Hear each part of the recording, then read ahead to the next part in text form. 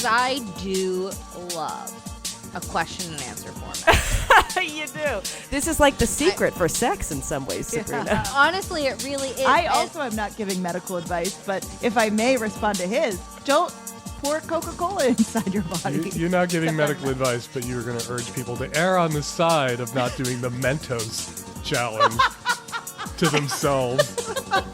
Is oral sex okay for vegetarians? Sorry, that was just an example of the question. You know, he had fun, okay?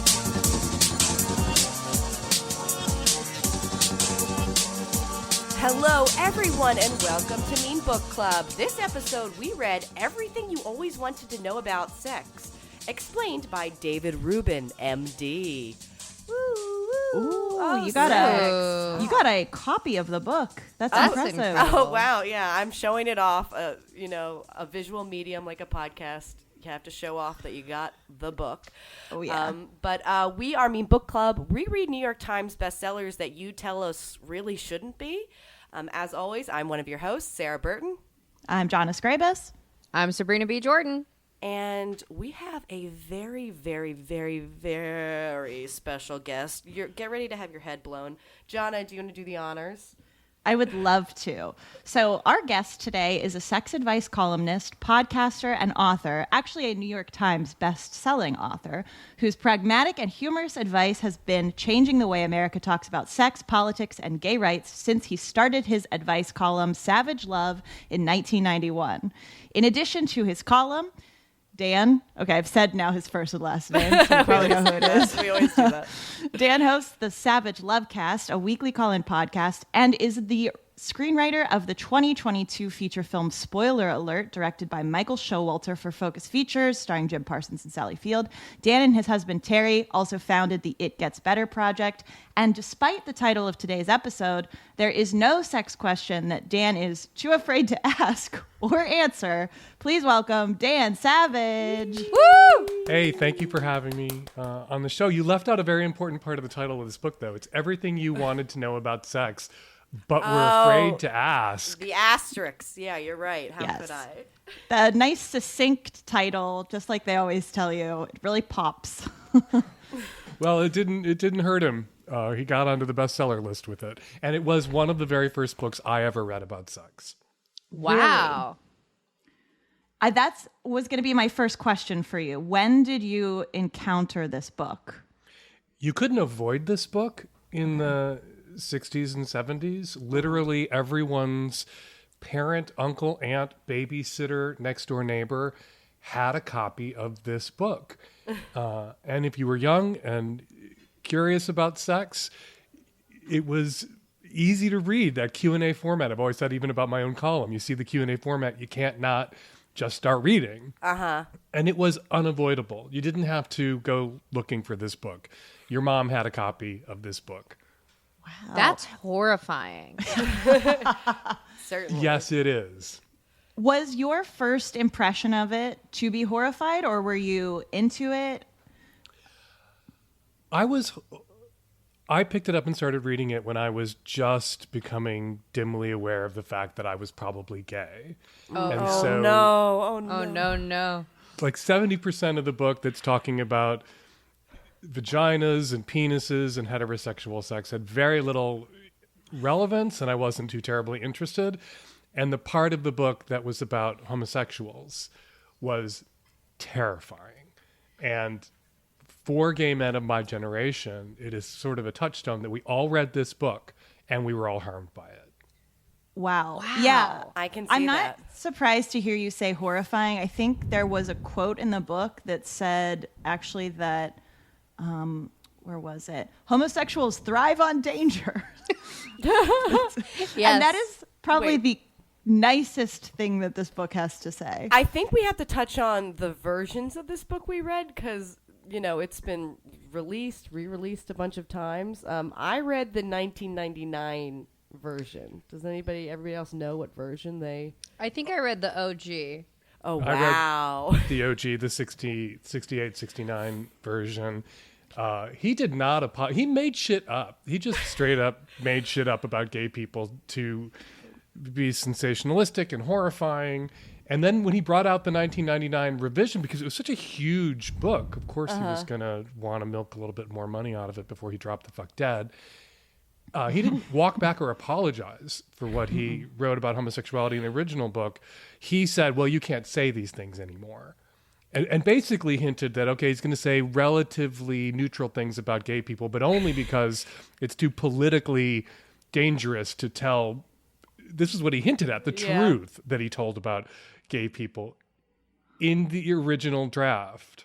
Still incredibly offensive to read the 99 versions. Wow. I was wondering, because he claims that he changed 98.6% of the book between versions.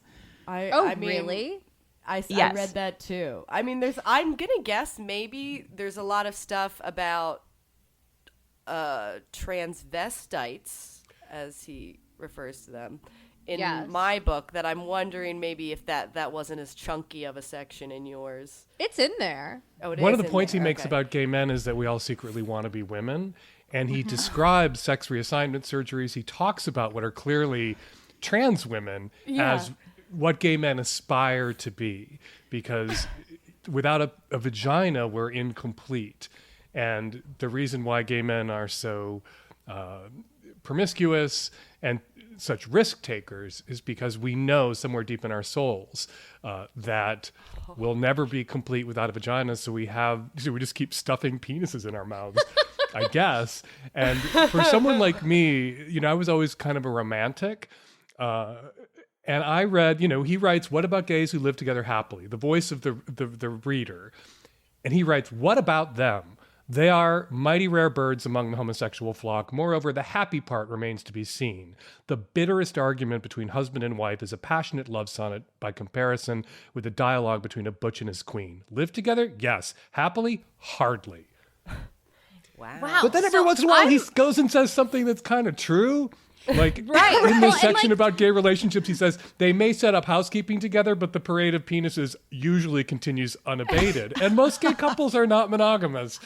So kind of got us there. Yeah, clock is right twice a day. What's that? A broken clock. Broken clock's right twice a day. Thank you. My understanding, you said you're a romantic. My understanding from the book, though, is that that's not possible for a gay man because it is just about the penis and not the person. So you're telling me that's not true. Yes, it is not true that it's just about the penis, not about the person. It is also about the penis. I think we can walk and chew gum at the same time. It can be about the person and the dick. We can objectify someone and also see them as a human being and appreciate them as an object and appreciate their humanity simultaneously. But yeah. Also, he wrote things about how there were the S&M.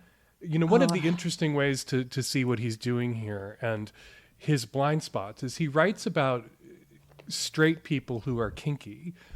And the voice of the reader says, aren't these dangerous people? And he writes, hardly. They're like timid children playing games. They cannot obtain gratification from grown-up sex, so they seek stimulation from the trimmings. But on gay kinksters, he writes, this is the one type of gay guy the others fear. Rarely will any homosexual knowingly pick up an S&M. S&M? What does that mean? Technically, sadist and masochist. Literally, trouble.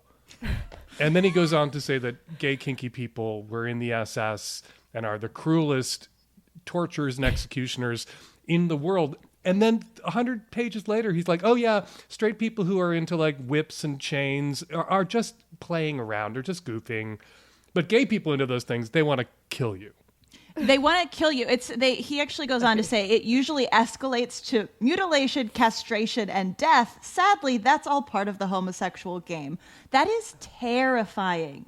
Imagine being this is the first sex book you read. My God. It's so wild too because he'll give these vignettes, which you could not pay me to believe that he interviewed real people that gave these stories. No. But he'll give the vignettes where it's like, one dangerous homosexual person lures this other unsuspecting homosexual person and then is going to cut off his penis. And sadly, that is all too common. That's exactly how these encounters go. It's just like, what are you talking? Who gave you this information? Where did you get this? You made it up. He made those people up. But, you can't argue with success. This book sold 100 million copies. It was on the New York Times bestseller list for almost an entire year. Yes, 55 weeks. Johnny, can we get some background on the book and the author who this sure. David Rubin's dude is? He's an MD? That's a real thing?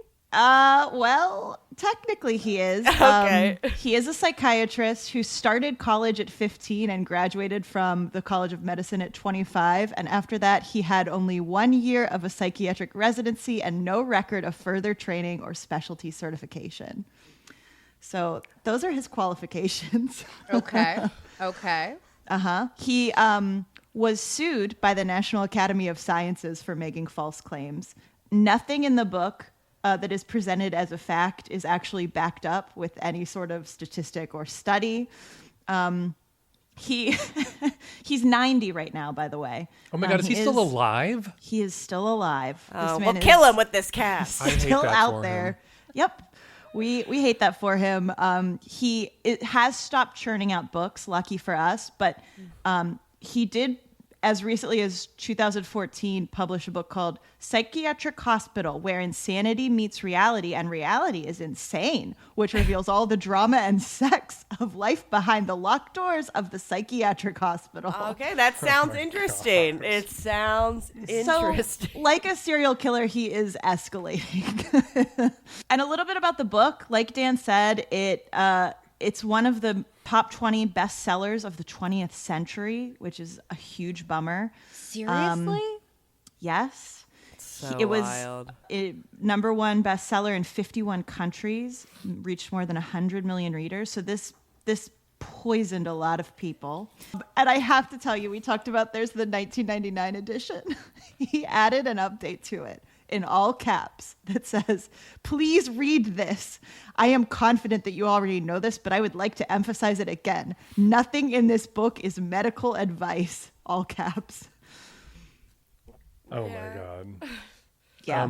Before we leave the subject of homosexuality aside, there were two other points I wanted to make, and then we can talk about We could stay on it. Oh, no, I didn't think we were done with it. No. Oh, yeah. No. When he first raises the subject of homosexuality, he describes two guys blowing each other in a bathroom, I think in a bowling alley. And the voice of the reader asks, are all homosexual contacts as impersonal as that? And he writes, no, most are much more impersonal. The majority of gay guys, when they cruise, dispense with courtship. They don't even have time for footsie or love notes on toilet paper. And he writes, homosexuality seems to have a compelling urgency about it. And that may have something to do with other facts and evidence in this book about gay men being blackmailed, arrested, beaten up, persecuted.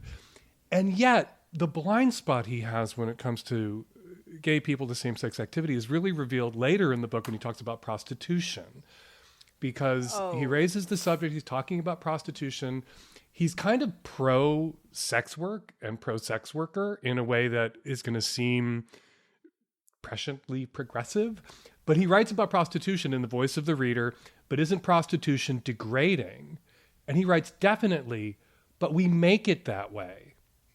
By looking down on those who sell sexual favors, by making them criminals, by shutting them off from the rest of society, we succeed in alienating them completely. So he can see when it comes to women selling sex, and in his universe, the only people selling sex are women, that prostitution is dangerous and degrading because it is illegal, because we persecute people who sell sex. But he can't see why homosexual sex and gay relationships are furtive, panicked, often in public, at a time when if you were gay, you could be fired, evicted, institutionalized if you got caught being gay. And he just cannot perceive the humanity of gay people. But he can perceive the humanity of sex workers, I suspect, because he must have patronized a few. Yes, I Absolutely. totally. I don't think he has met a gay person at the point of writing this book. I don't think so. Can I read you guys what it says in the 99 version?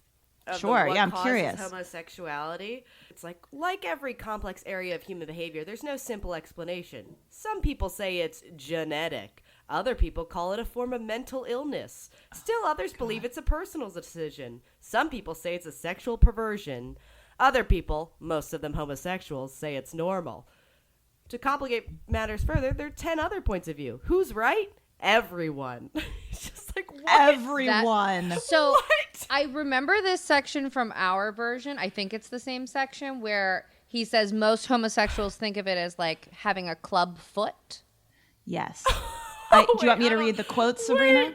Yeah, if you have it. From the 69 version, born gay, a lot of homosexuals would like to think so. They prefer to consider their problem the equivalent of a club foot or birthmark, just something to struggle through life with. This explanation is a little tragic. It implies that all homosexuals are condemned without appeal to a life some of them say they enjoy so much.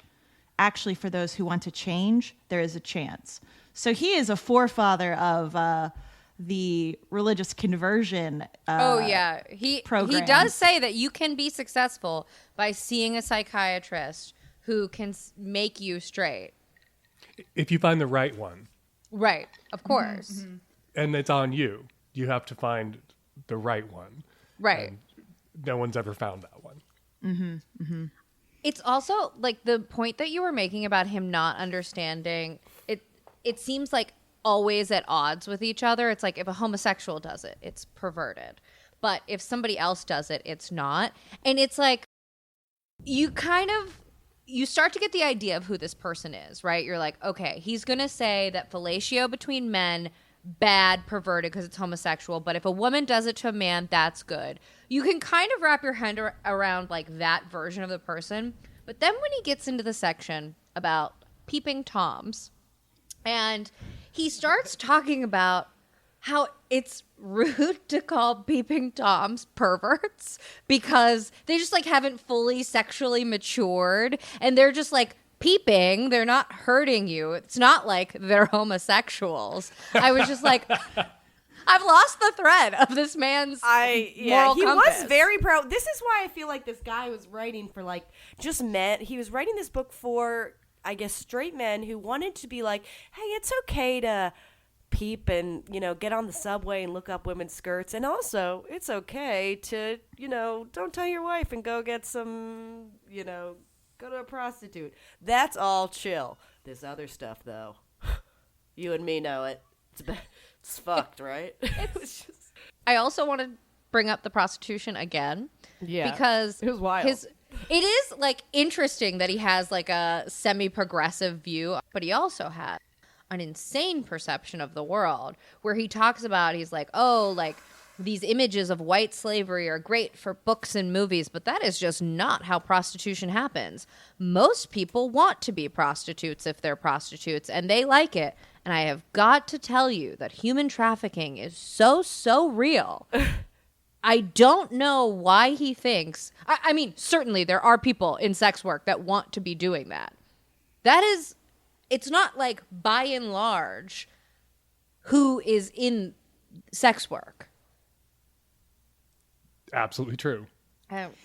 Yeah, he lives in a confusing and conflicted universe. To, on the one hand, acknowledge that sex slavery and a sex trade exists, and then on the other hand, to say that every single person in it is there by choice. All right, let's pause that, and we'll come right back after this commercial break.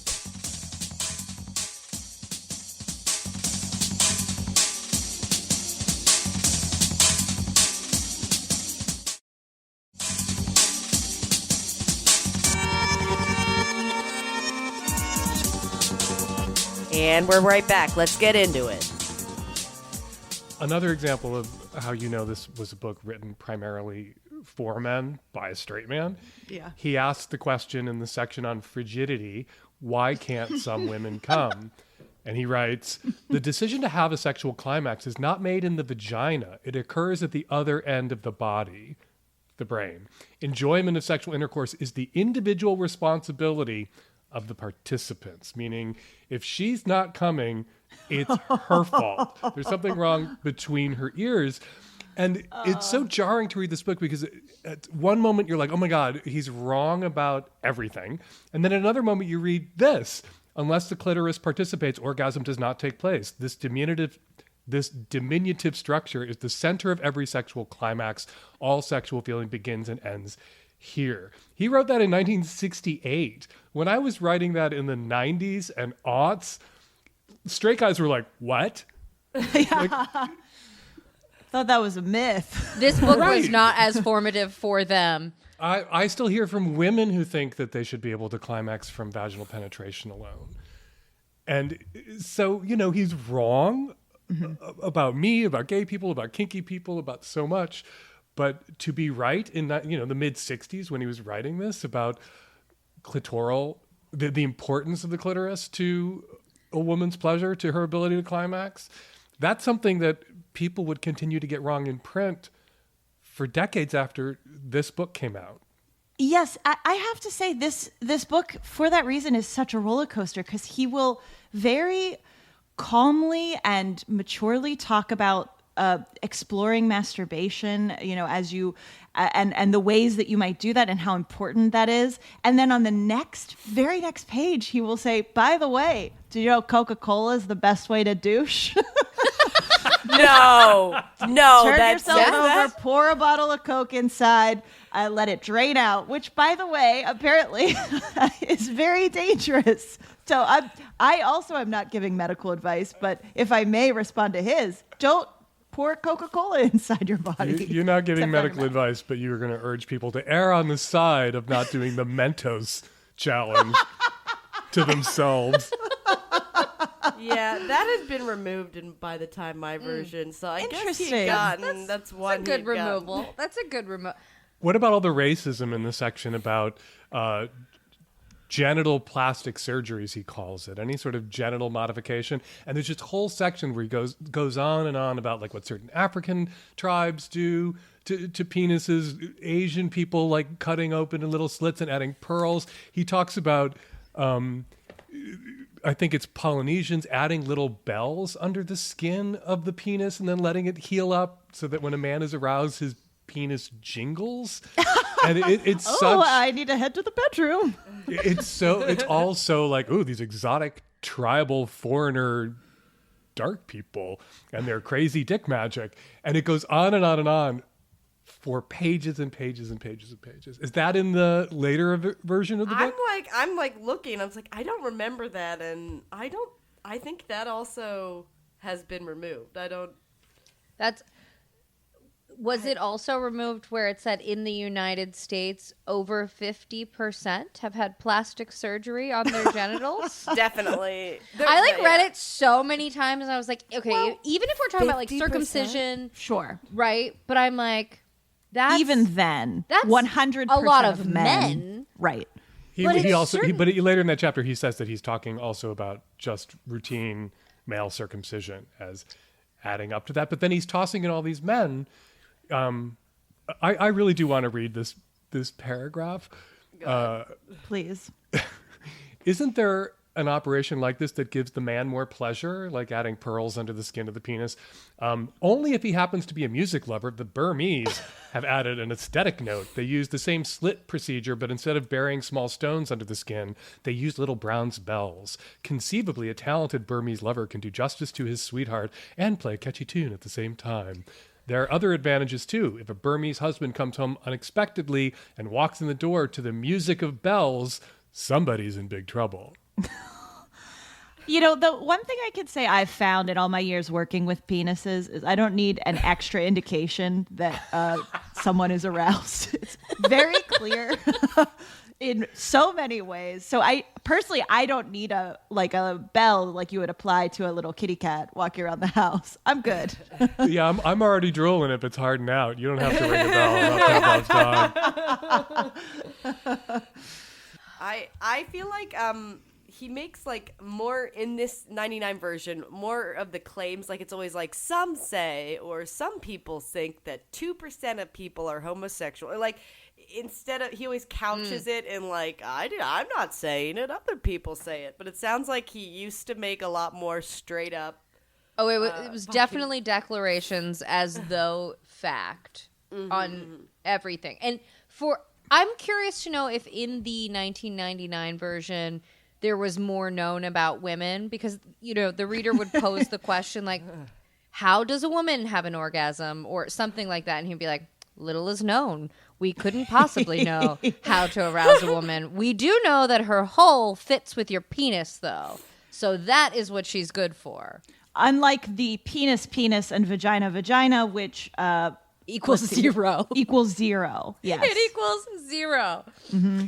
Yeah, he also endorses, they call it the husband knot, that he says that vaginas, through use, which is not true, get bigger, and eventually, just through intercourse, a woman's vagina is going to stretch out to such an enormous extent that the guy won't be able to feel anything.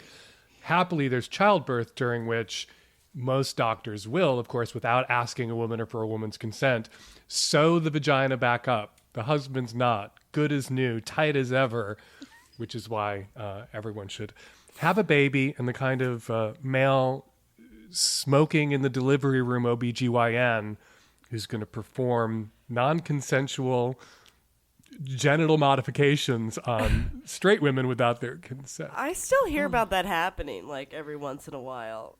From, like, people having that happen, like they didn't know what was going on, and then they're like, it's really fascinating to read how he writes about it, because it's just written about, like, I'm endorsing this. It's just like, this is what happens. Right. To all Like, women. There's no endorsement needed. It's just the fact. Right. Yeah. Yeah. Well, not a lot about childbirth in this book. No. Wasn't a topic. I mean, fair enough. Abortion was a topic. Yeah. Avoiding childbirth. Gonorrhea. Oh, yeah. Making you sterile, which the prostitutes love, by the way. They don't want to have a personal life ever. They want their work to be their life. So if they could just get gonorrhea and become sterile so that they don't have to have the risk of having children. Well, did you have a prostitute in there who was pregnant and charging double? Was that in your? We had a strong fiscal breakdown of the prostitute's life and how much she might have to pay for certain abortions. And at the end of the day, she's not really making that much money. I guess he discovered that they're pregnant ones that make big money off that, I guess. Yeah. In your version, are most prostitutes lesbians? You know what? I don't remember it saying that. Does it say that in your version? Oh, absolutely. It does. That's interesting. In our version, most sex workers hate men. That is another statistic that is not backed up. Which I assume is his definition of a lesbian. That's the only reason someone would be a lesbian. There wasn't a ton on lesbians. Forced out. Can I read the quote from the lesbian prostitute? Which in our version, the only time we talk about lesbians is in the prostitute section. It's just like a little diversion. It's an aside at best. A subset. Yeah, I feel like it was still that way in the 99 version, to be honest, but go ahead. So, what else do lesbians do? The question is asked in the prostitute section. Another common lesbian technique is mutual cunnilingus. Some girls consider themselves experts and prolong this form of intercourse for hours. Marianne, a 27-year-old hustler. That's what we call Definitely real. Definitely a real person, this Marianne. Yeah, there were a lot of queer people clamoring to speak with him after the publication. Absolutely. Edition of the book. She says, "Sure, I'm a les, double Z, and I am not ashamed of it. I've been in love with girls since I was 14. I only hustle so I can take care of my lover girl. I hate men, and I don't try to hide it. Only a woman knows how to make love to another woman. I can do more for a girl with my tongue in 15 minutes than a man can do for her in 15 years, and I should know. I've let 50,000 men lay me since I started and wouldn't trade one of them for my girls. One of my girls for all of them. Sorry. Well, who would want 50,000? That brings up an interesting question. So the les thing, Lezz, that's like how this Marianne refers to herself. I don't know if you had this, Sarah, but in our book we had a whole. It's homosexuals have their own language? ? He writes everything like, David, is it true? And there was this list of phrases, and I haven't heard almost any of them. Well, I've heard a couple of them, but I was curious, Dan. Fish, fishwife, seafood, chicken.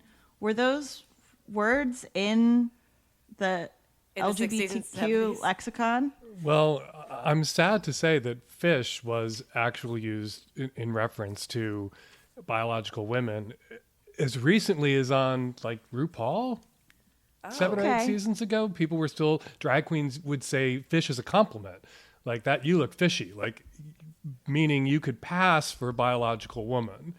And so while an insult, because it references a stereotype about women's genitals smelling like fish or smelling fishy, in drag communities, it was the ultimate compliment that you, in this drag, could pass for a woman, that your drag was fishy. But that was, like 5-6 years ago, people started to object to that being used on RuPaul, and it was gone. Chicken was actually a slang term in the 50s, 60s, 70s, into the 80s for a very young out gay man. You might use the way people throw twink around now. That's what chicken meant then. Interesting. Okay. But all these other food references, seafood, whatever, he goes on and on and on. And it feels like he heard about fish and that was true, and he heard about chicken, and then he just made the rest up. He has a similar glossary in the section about prostitution. There's this idea that square straight people had at that time that, sexually marginalized communities like queer people, like sex workers, had their own lingo and languages. And it was true, because you needed to be able to have a conversation without being overheard or understood. And so, yeah, gay people did have lots of slang words that were ours, as did sex workers, but 90% of what's in his glossary is completely pulled out of his ass. He's just riffing, like somebody told him chicken as a young gay man, and he's like, oh, so like pork and beef, and it's bullshit. Incredible, because he goes on to say that, again, quoting this like it's a fact, food seems to have a mysterious fascination for homosexuals. Many of the world's greatest chefs have been homosexuals. Some of the country's best restaurants are run by homosexuals. Some of the fattest people are homosexuals. I just don't understand why. I mean, I'm sure it's true on some level. There are people of all shapes and sizes are homosexual. It's so strange to be like, I'm a doctor. I'm going to put this in my book. This is not something that's an editing room floor thought. It's like anything that he pops into his head, he's like, just stream of consciousness, writes it down in his fugue state. He's having fun, He's having a fun. good time. He wasn't lacking for content. I didn't think of it as a particularly short, easy read, but not super short. Yeah. I was surprised at the directions he went. Sometimes I was like, right. Oh, you're talking about people who fuck stuffed animals now? Okay. All right. Ahead of his time on that. I feel like he could have given like just a little more attention to women in general.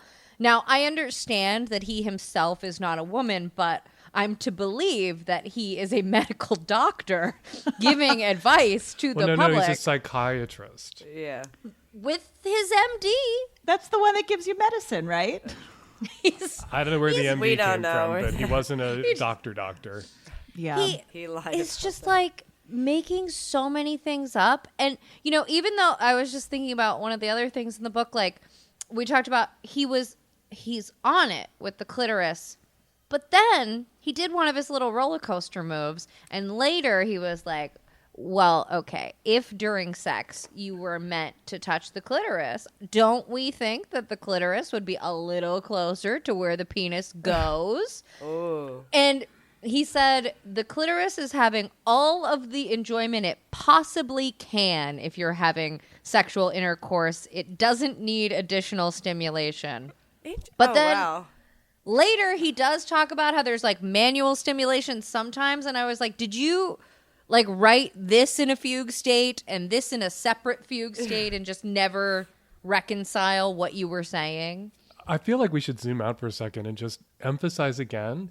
It sold 100 million copies. It was on the New York Times bestseller list for a year. He was a guest multiple times on The Tonight Show with Johnny Carson. He was an enormous pop cultural figure and sensation, and everybody read this book. Maybe straight people read this book and were like, that doesn't comport with my personal experience, and now I doubt the things he's saying about gay people in this book, but probably not. And there's enough that he gets right. You know, he rejects Freud's idea of a mature and immature female orgasm, which in 1968, some shrinks weren't doing. But man, the damage this did, reinforcing not just the attitudes of straight people about gay life being depressing and gay people being dangerous predators, but it is true that so many gay men my age, it was the time, you know, people talk about, it's kind of a cliche to say, only thing you could find out about homosexuality was what you could look up in the encyclopedia or the dictionary. You could look up the definition. Wow. And that was the only thing you could find until this book came along. And then you found all this bullshit about this is how gay relationships work. This is what gay people are, that it's depressing and you're going to die. And all gay people want to be women and want to have vaginas, and only then does a gay person feel complete. He writes actually at the end of that chapter where he talks about gay people, or at the end of the section about male homosexuality, that gay people who've realized their ultimate goals and fantasies have gotten sex reassignment surgery, gotten their penis. He describes getting the penis cut off, the testicles removed, neo-vagina created, although he doesn't use neo-vagina as a term. He talks about having breast implants. And then he says, he knows a couple of guys who had all that done and were finally thought they were happy, but still weren't. But then they got breast cancer and died with their fake breasts getting breast cancer, and men can get breast cancer. And that was as close as they ever got to who they really wanted to be, was dying of breast cancer. So what they really wanted to be were biological women. Yeah. I mean, that really hammers it home for me, a lot of what you said, Dan, about just how damaging this is. But just imagine reading that when you're like 12 years old and gay. Yeah. And he seems like he pitied them. Like he even, at least in the 99 book, at one point he's like talking, and then at some point somebody says like, oh, there's some question that the random person poses to him, like, oh, this is weird, right? And he says something like, no, we shouldn't make fun of them. They're having a hard enough time as it is. And it was like, what the fuck, dude? But wait, I want to just cut in, and just because you said there wasn't much about female or lesbians in your book, I just want to give you quickly one of the things in the lesbian section he has. First, he says, are there many female homosexuals? No one knows the exact number, but they're probably between 2 to 10%. And then it's just, lesbians are not quite as high profile in society as male homosexuals. And then it's, what do lesbians do to each other sexually? And his response, they do the best they can. Oh my God. That was 1999. They do in their way. Yeah, no. I like to think we're all doing the best we can out here. Truly. Sabrina. Truly. Oh my That's God. all I'm doing. That is absolutely what I'm doing. You could say that for everyone. This book came out in 1969, so it was right after Stonewall. It was right when gay and lesbian people were becoming visible. And straight people were curious about what was up with them and how they did it. I came out 40 years ago, and it was a really common question that I would get from my straight friends about, like, how do lesbians do it? Because they couldn't wrap their heads around doing it without a dick. Right. And the question for us as gay men was always, who's the woman? Because the person receiving the dick is in the female role, and they could only see gay sex and lesbian sex through the prism of heterosexual framing. And that's what this book does. It actually kind of, you've heard of homosexuals, maybe you've seen a protest, maybe you've seen them in the news. Here's what's actually going on. Here's who they actually are. And you know what? They're sad, and they're pathetic, and they're miserable, and their sex isn't good, and it's never enough. Whereas your magic PIV sex... Wow. And, not to politicize it, but I'm going to. But think about who read this book in the 60s through the 90s. Those are the people that are lawmakers now. Those are people that this was, even if they maybe have changed and have learned, this is subconsciously ingrained, and this was put there, and it's really horrifying to think about that this is in the psyche, deep in the psyche of a huge generation of people. Honestly, I feel like this book contextualizes a little for me how people are so fucking crazy. Like, if it went into your brain when you were young and impressionable and you didn't, like, realize that it was crazy, you'd think this is all normal and this is a normal way to act. And it's, like, being presented as advice and education. Yeah, it's fun for me to sit here and laugh at, like, is it really true that the clitoris is simply a miniature penis? Yeah. I am confident that my clitoris is not simply a miniature penis. But what if this was the first sex book I ever read? And that's my whole worldview. Well, we know now that the penis is just a really big clitoris. Exactly, and now we know They that. got it exactly backwards. Yes. Did you guys have a section on date rape drug at all? Because No. there's a weird section Seems like in a this good one. ad. The way you're saying it till you leaned into the microphone, You guys- your voice got low. Because it's a very it's under aphrodisiacs if you have that section, but Yes. it's just talking about like GHB and roofies, and basically just talking about, like, if you slip GHB into your girlfriend's drink, she will eventually feel relaxed and submissive, the same as if you plied her with a few extra martinis. She might even lose some of her sexual inhibitions, just like after she has a few drinks. And it's too easy to make in your kitchen. Any idiot can buy the ingredients at a grocery store, and just goes on, and I'm like, there's no, like, this is bad, or like, Oh my don't God. do this. It's just like a bunch of information about Wow. how to, That like, was he was like, I need to revise the book. It was a little out of touch. Some stuff might not be kosher now. Yeah. So his addition was, it's only too easy to date rape your partner. yeah, let me know. Tell And you how might to be do doing them a this. favor because you can give them this magic elixir that lowers Right. their inhibitions. And and at first, that some women just like to take it. They just like it. Like, they want it. It's so That's- wild. That feels like a wild departure from ours, which talks about, it was like the three main aphrodisiacs, alcohol, which he says, people say it's bad for you. It is not bad for you. Number 2, testosterone. And number 3, marijuana. And he's like, but marijuana is illegal. So getting off is not worth prison. Wow. And now he's like, drugs are cool. Yeah. As long as you're He's like- giving them to someone else. Yeah, Wow. no, To it do them the changed. favor of lowering their inhibitions so that they Yeah, can enjoy the exactly. sex that Right, they would be right, enjoying right. if it weren't for their pesky inhibitions. That Yeah, helping them GHB out, can take really. They wanted it. Really fucked up. Yeah, I actually, for how, it's so interesting to look at this book from, like, the historical perspective and how, like, fucked up it was for its time. I actually GHB wondered. banned in 1990. Sorry to interrupt. I was just Yeah. like, maybe it wasn't banned yet. It was. 99. He's telling you how to make shit. I did it become like a bestseller again in 99? Like, did it again, like, launch him? Do we know? I know Or- a lot of attention was paid to it Yeah. in 99, but I don't know if it made it onto the bestseller list, but I bet Google will tell me if I Google it. Yeah, I guess I would probably also have that ability. One fun little moment I wanted to point out where he goes from woke to extremely unwoke in one single sentence is, women have a basic right to orgasm and enjoy the pleasures of sex as much as men and the family cat and dog.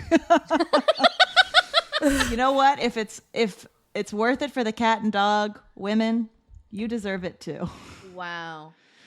I Yeah. really did feel like for a minute in the beginning of the book, before we got to homosexual men, which I did do a preview of the table of contents, so I Sure. knew that was a section that I was coming upon, but I didn't know much about this book. Like, I didn't know how embarrassed I should have been to be asking at all 4 bookstores that I went to. Hard to find now. Hard to find. It is really hard to find, but I didn't know. And when I was reading it, at first it seems like, okay, this was written in the 60s, but it's, not so bad.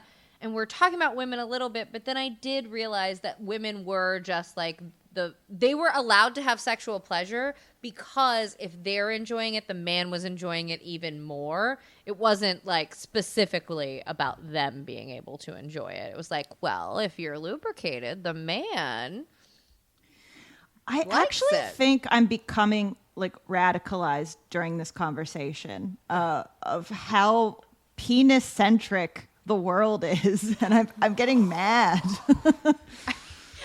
I don't know why it took this moment, but I feel like I need to go out and march. And I hate to drag it back to the gay shit again, but talk about projection. He is so obsessed with penises. The book revolves around the dick, centers the dick. It's all about the importance of the dick. He is so into dick. And then what he slams gay men for is just being too crazy about dick. Right. The whole book is crazy about dick. He's crazy about dick. Yes. But gay men, they're just all about the dick. You're all about the dick, Dr. Rubin. Right. Absolutely. I mean, 100%. And as someone who rejected Freud, literally there is an entire section that most men are never really sure their penis has caught up to daddy's. And that's why men are obsessed with measuring other men's penises. He actually says, whenever two nude men encounter each other for the first time in a public shower, YMCA swimming pool, their eyes go first to each other's penises, rapidly. Measuring the organ, comparing it to their own. Now, is that true? And how has he studied this exactly? And how many people were in the sample size? One person in the sample size, him and no control group. You boys know how it is. You get into that situation where someone's naked, you're sizing up their phallus. Just like you did your father's. Was this book made into a movie? Sorry. Woody Allen made it into a kind of jokey. Oh, okay. So it's not like a real adaptation. He bought the title. Like, okay. The title was iconic, and there were lots of everything you always wanted to know, riffs, articles, other books that had similar titles that came out on other subjects in the wake of really the meteor that this book was when it hit. And so Woody Allen made a film that's just a series of sketches about sex, some of which are very funny. Yeah. Woody Allen plays a sperm cell at one point. I'm seeing that. Anxious. No small waiting parts. to be launched out of a penis. And he's anxious, and at one point looks at one of the other sperm cells and says, what if it's a homosexual encounter? Worried about where he's about to be launched. Oh, God. I love it. All right. I don't know if I'll ever watch that, but... Yeah, we're not watching Woody Allen movies. We don't know. Yeah, Sarah, I have terrible news for you. Yeah. What? Oh, God. I'll fill you in offline. Okay. Chat me. Yeah, I'll chat you. Yeah, I guess, is there, going around the room, is there any more big touchstones we want to get to? I mean, there's so much to hate. Yeah. There's one part where he said exhibitionists are like all housewives, bored housewives in this book, which I thought was funny. It's like, well, he doesn't really know about OnlyFans yet and stuff, but... God, I wonder Not what yet. his marriage is like. Yeah. He mentions in the intro that he has a son, 2 years old, that he's neglected during the writing of this book. So I As he forgot should. about that. his wife was at home with the kid, entertaining herself somehow, probably relieved that he was away off in locker rooms doing his penis glimpsing research. I am certain the process of him writing this book was the best time in that woman's life. There was one other thing that I wanted to touch on, and maybe we kind of circled around it, but it was just so crazy to me how his views would like do the roller coaster. And one of the other roller coasters was, he was like, oral sex is great. It's wonderful. Mutual masturbation is wonderful, as long as it is leading to real sex. If you are just doing it for the fun of it, you have mental problems. There's something wrong with your brain. And it was just like so crazy. It's like, so that is okay.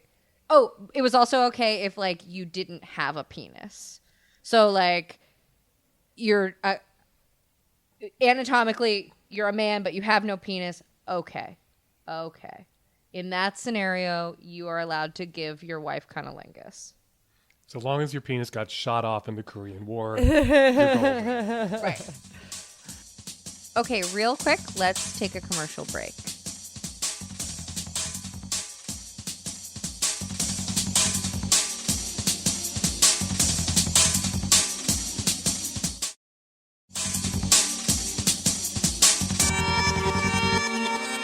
And we're back. Wow. One other thing that sort of, for whatever reason, reminded me of is that he does say that when women go through menopause, they are no longer a woman, but not quite a man. They're in some sort of in-between stage, now useless. The very that is similar to what he says, and that didn't change. Yeah. I was actually recently reading an article that, after you invited me on to talk about this book, that brought up what Wow. he'd written about menopause. And my heart at that moment ached for the grandmas who picked this book up at the same time that I, as a teenager, was picking a tween was picking this book up. That can't have been very pleasant for the probably millions, if not tens of millions, of women who had already gone through menopause or were in perimenopause or were about to go through menopause to pick up and read. Wow, that actually breaks my heart thinking of, I can't almost imagine someone who needs a book more about sex than someone who was raised, maybe grew up in like the 1940s. They are now post-menopausal in the late 1960s. It is the sexual revolution. And they're like, you know what? I do want to know more about my body. I do want to like reinvigorate this relationship I have with my partner. Maybe there's more to it than this. And then they get to that section, which is just like, no. Oh my goodness. This one's Useless. not for you. You are useless. Yeah. This is it. Little Danny Savage, you're going to get murdered by a sex pervert if you're not already a sex pervert yourself. And you, middle-aged lady, you're done. Dan, how long did it take you to read a different book about sex? I met my first boyfriend, and when it comes to those kinds of age gap relationships, people are very reactive these days. I was 17 or 18. He was 28, 29. And he made getting to suck his dick conditional upon me reading a book that he gave me called Society and the Healthy Homosexual. Incredible.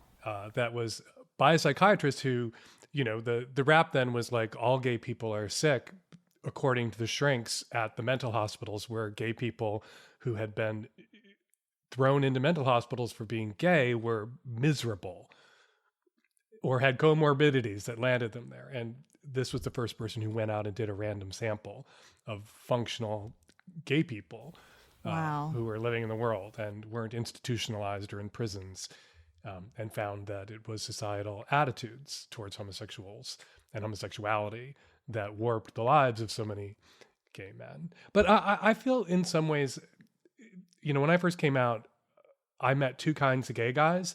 I met the gay guys who thought there's something wrong with me. And I met the gay guys who thought, I'm fine, something wrong with everybody else. Even at 12, 13, when I read this book, I was like, some part of me was like, this can't be true. That's good. That makes me so happy. I hope that most people felt that way, although I imagine that's probably not true. No. But then, there was the creation of people like Dan who could be a champion for future young people reading things like this, who could be like, now you get so much there's info another about. perspective. Sitting down and rereading this was like, oh my God, this is what I work in a Q&A format about sex. I read this guy's book, a Q&A formatted book about sex, and I hated him so much. And yet that's what I've been doing now for 33 years. Wow. And maybe those things are tied together somehow, karmically, if no other way.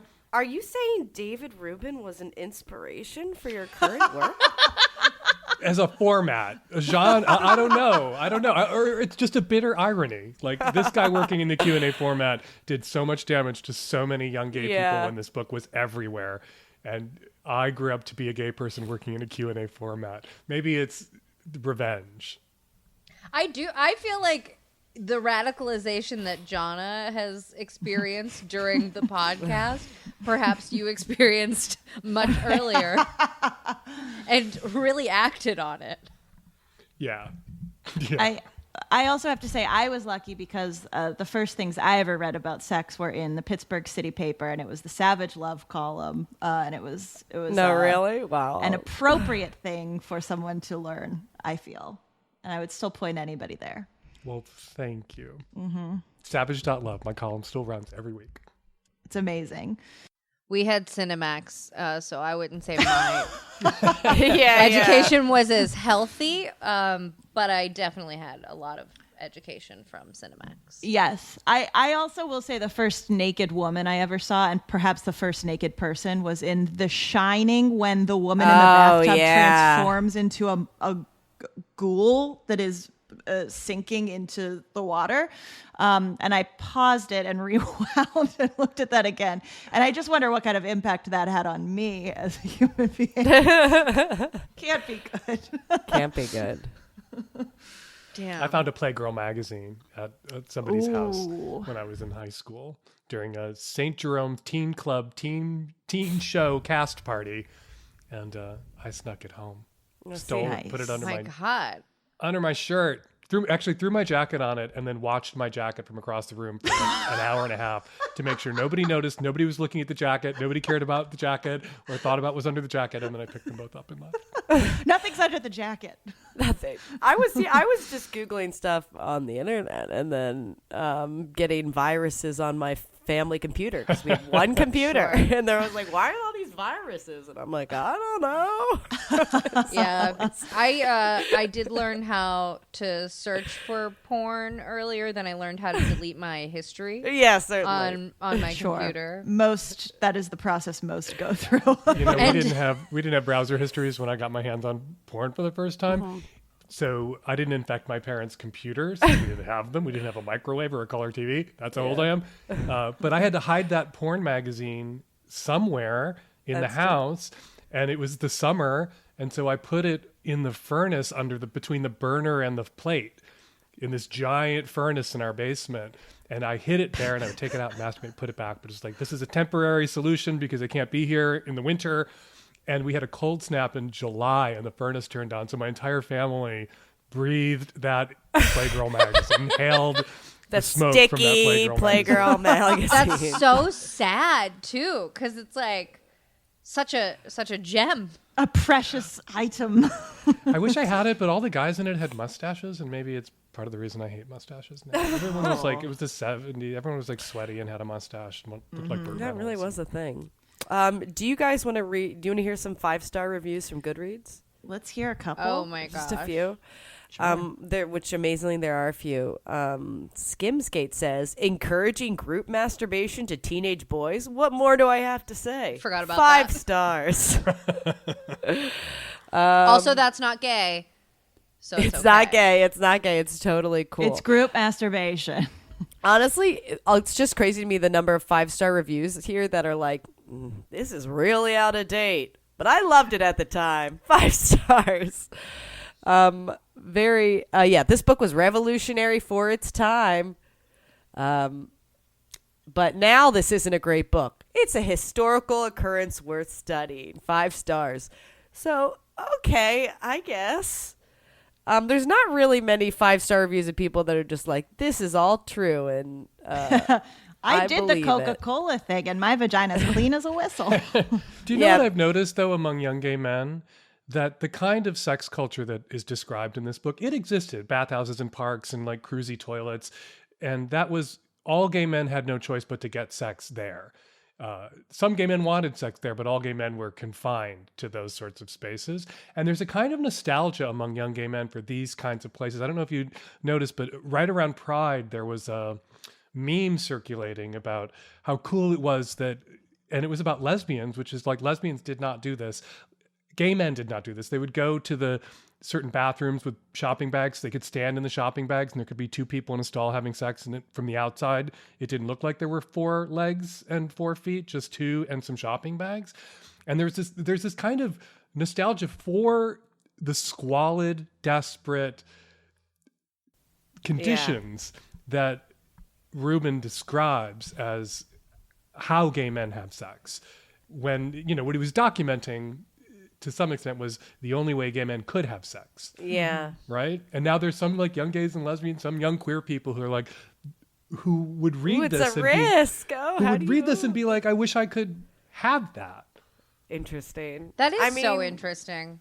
I do think it's kind of hot to read, but in practice, I've I've had sex in some gross bathrooms. It's not good. No, it's bad. It's not good. The people who are nostalgic for this squalor are the people who it wasn't all they were allowed. Yeah, I believe that. They want an art-directed bathroom in a queer spoken booth. They don't want the dirty fucking bathroom at the back of the bowling alley that was a cruising spot in my neighborhood when I was a kid.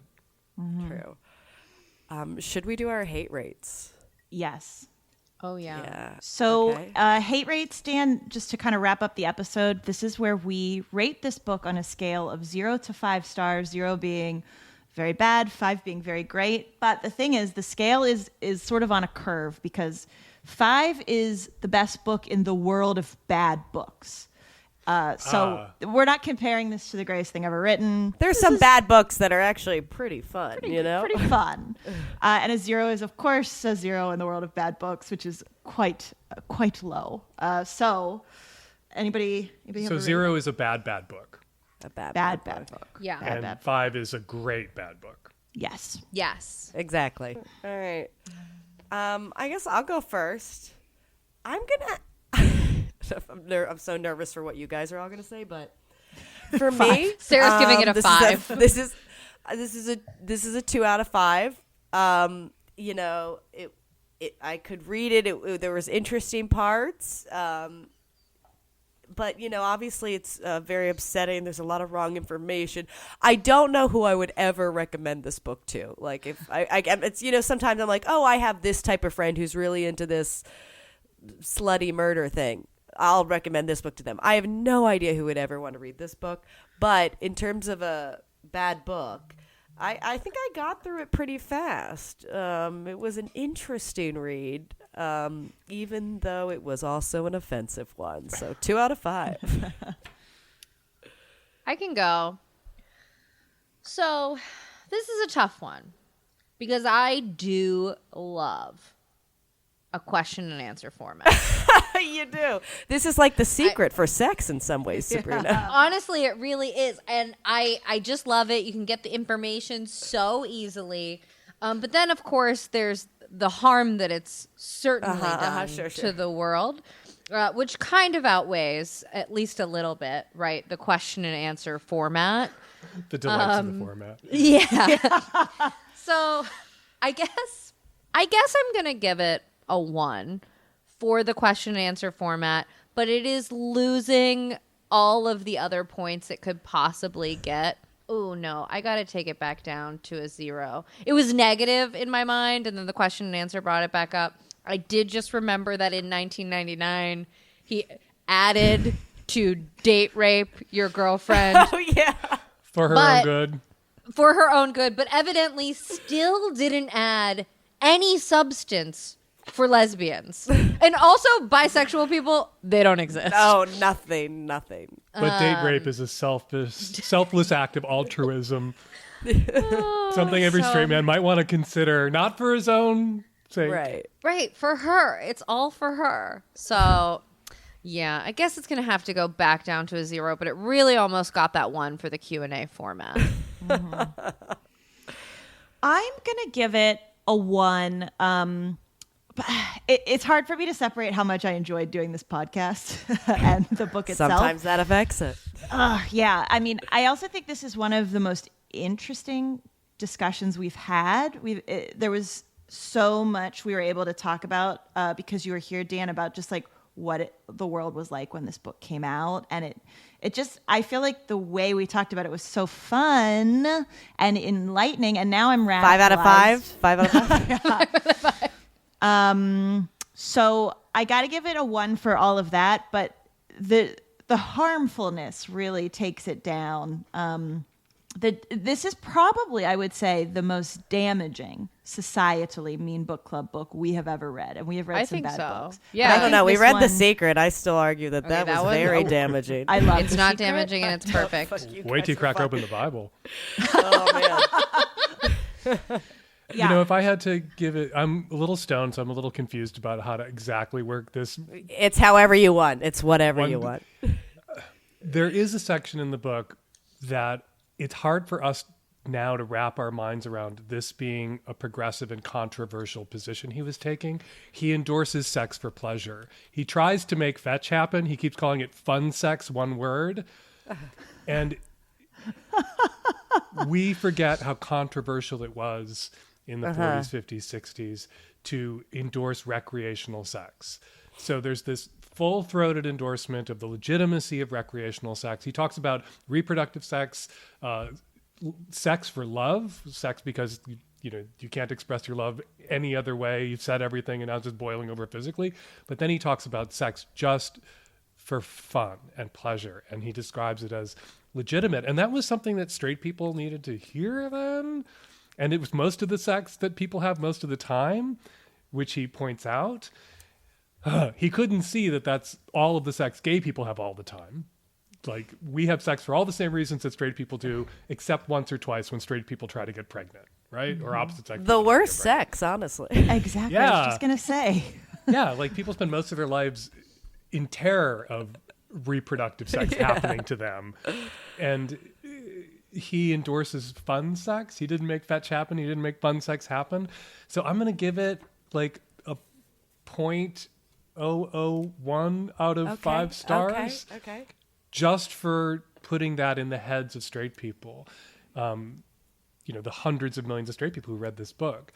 Because an appeal to the normalcy of recreational sex, sex for fun, and sex as an expression of affection is how gay people won a right to be publicly gay. Like, pushing at that admission that straight people were only just beginning to make to themselves that sex is mostly for fun is how we got our camel, God, I'm getting that he's David again was wise beyond his years. He didn't even know how. Well, the book is like 1,000 pages long, and I think he's just like, it's a stopped clock. He got a couple of, it was like an infinite number of monkeys typing made Hamlet. Like every once in a while he accidentally strung 3 sentences together that you're like, all right. Okay. What you said about sex toys probably still holds true to this day. Is oral sex okay for vegetarians? Sorry, that was just an example for the question. He had fun, okay? Vegetarians taste better.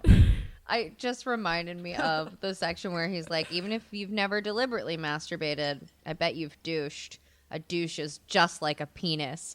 That's masturbating. And I'm like, what is happening? You know what's like a penis? Loose, floppy water. Those two things indistinguishable to me. Both Shove non-solids. that Coca-Cola up there and have a good time. Sit on your Coke bottle and shut up, ladies. Dan, can we get you to plug? Is there anything you want to plug? Obviously, we've got your column, your podcast, but anything upcoming that you want to shout out?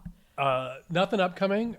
I write, except Savage Love. I write Savage Love every week. I write Struggle Session, which is where I respond to responses to my responses in my column.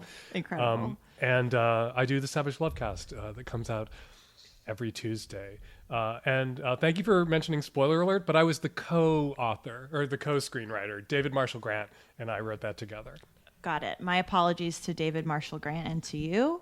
But congratulations on the success of Spoiler Alert, and what an incredible thing to be out there. Thank you. I got an angry email about it today. So wow. Then it's so funny. What's working. It's reaching people. Yeah. And I just want to say also this for the Savage Love cast. Like my mom and I both listen to it. It's like one of those funny things that I'll like talk to her about. It's like that and The Daily for some reason are the two that we both listen to. And I can remember. You know what? Before this comes out, you should send me like a secret coded message that if your mom heard it, she would know it was about her.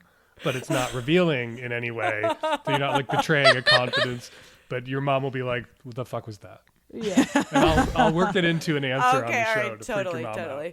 Yeah, I remember this was like years ago, but you had one where it's like a mom wrote in about her son pissing on everything and how she didn't want to tell him to stop pissing on everything because maybe it was like a fetish. That's a classic Incredible. one in my mind. Now I have a 2-year-old son, so I think about it constantly. You don't want to squash his fetish. Don't let your son piss on everything. I think kink shaming is good because most kinks are a reaction to shame. And if we stop kink shaming, it's basically genocide against kinks. Like we need a certain like low thrum of kink for there to be more kinky people in the future, for the kinky people who already exist to enjoy. So like, oh yeah, like people who wear diapers, what freaks? It's like, oh, you shouldn't say that. It's kink shaming. No, that's the nicest thing you can say about the person in the diaper because that's going to make more people want to put on a diaper and they'll have some company. Oh, it's beautiful. That was calculus. Oh, I'm very grateful for my Catholic upbringing. Oh, yeah. All right. Well, we are Meme Book Club on all the socials. Please join our Patreon, become a patron of the Mean Arts. You'll get bonus episodes. You'll get photos of dogs. Do we still send those out, Jonah? Yes, we do. Okay. Good. And cats now. We've and cats. upgraded. And I think a little picture of my foot snuck in there. What? Yeah. Okay, that could get a lot of people paying, Sabrina. I'd be careful. I'd be careful. But Dan, again, thank you so much for coming on this guest. This was been so much fun. Thank you for having me. I had a blast. So, wow, very cool that we had Dan Savage on our podcast, right? That was amazing of him to do it, and so cool to hear him talk to us. Usually I just hear him talk at me. This time he talked to me. And yeah, I encourage everyone to definitely check out his podcast, The Savage Lovecast, and to also read the Savage Love column that he writes, because he is very funny and very blunt, and he gives amazing advice. And just for anyone that maybe hasn't read the column before, I wanted to read you guys, if you'd be interested, my favorite answer he's ever Absolutely. given someone. Okay. So this one is called I Will Not Be Ignored, Dan Savage. I've written before, but I didn't hear back from you, probably because my email didn't contain flogging or Santorum or whatever. But I won't be ignored, Dan. I'm a 32-year-old female, second marriage, 2 kids, 1 kid with my ex and 1 with the man I cheated on my ex with, my current husband. My problem? A year ago, I found my first love on a social network. I'd been looking for him on and off for more than 16 years. This person was a jerk who left me for one of my friends back in high school. But he was and still is the love of my life. Always has been, always will be.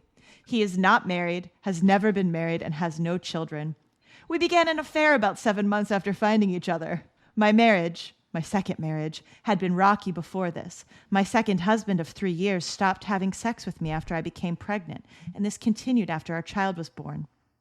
We tried counseling, it didn't help. I am in no way using this as an excuse. I know what I've done is wrong, but I also have a pretty bad track record and have cheated on every man I've ever been with, except my first love. This man, my first love, is the worst person in the world for me, yet I'm in love with him. I have always been in love with him. He wants me to leave my white-collar husband for him, a very blue-collar guy.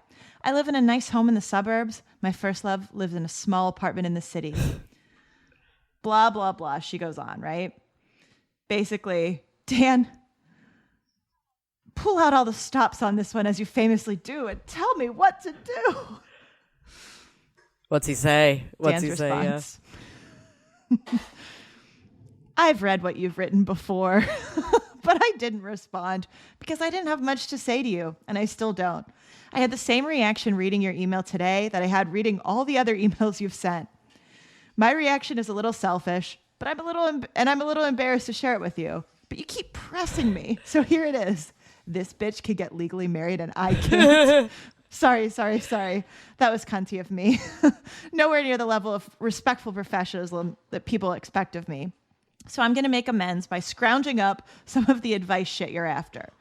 But I'm going to offer it on just one condition. Never write to me again. Okay. You say you've cheated on every man you've ever been with the exception of your first love. You seem to be engaging in a little circular reasoning, magical thinking here. You've concluded that he must be the love of your life because you didn't cheat on him. And you didn't cheat on him because he's the love of your life. No, you didn't cheat on him because you didn't get around to it. You two broke up when you were 15 years old. If you'd been with him a little longer, you would have cheated on him just like you cheated on everybody else.